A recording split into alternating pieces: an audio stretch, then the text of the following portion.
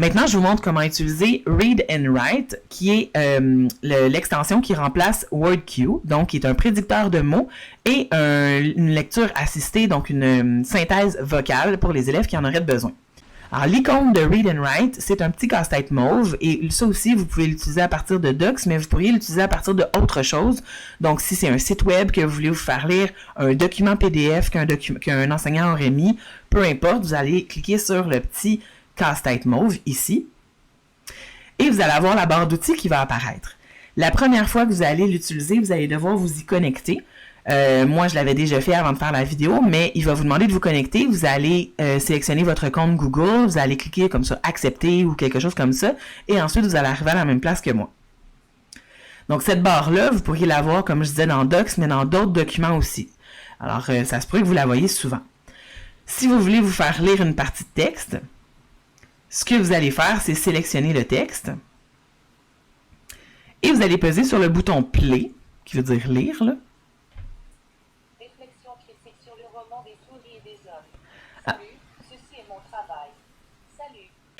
Pour la fonction prédiction de mots, alors je m'en vais ici dans prédicteur de mots. Alors je commence à écrire mon mot et ensuite je pèse sur l'icône ici.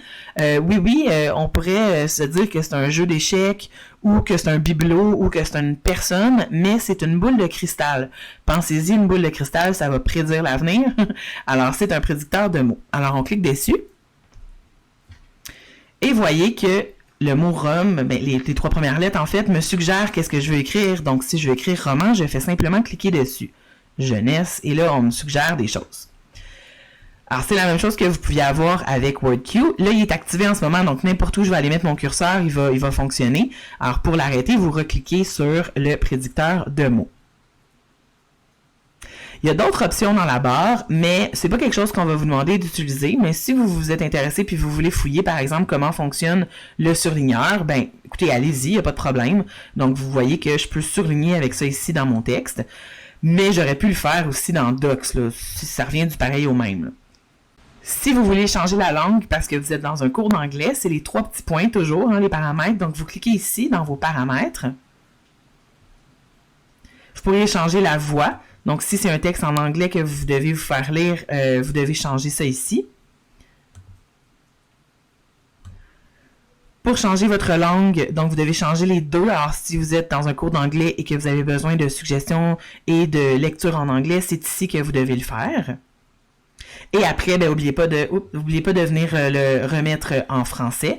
Il n'y a pas Anglais Canada, vous pouvez prendre English United States, ça va être correct. Et lorsque c'est terminé, le bouton enregistrer, sauvegarder, il est plus bas. Donc, vous voyez, si vous le cherchez, il faut juste descendre un petit peu plus bas l'écran. Lorsque vous avez terminé, vous ne l'utilisez plus, vous pouvez la cacher de votre vue, donc en pesant sur le petit X. Mais vous pourriez aussi juste la remonter en pesant sur le chevron ici. Et regardez, il va être plus discret, mais il est toujours là quand vous en avez besoin. Alors ça, c'est votre Read and Write.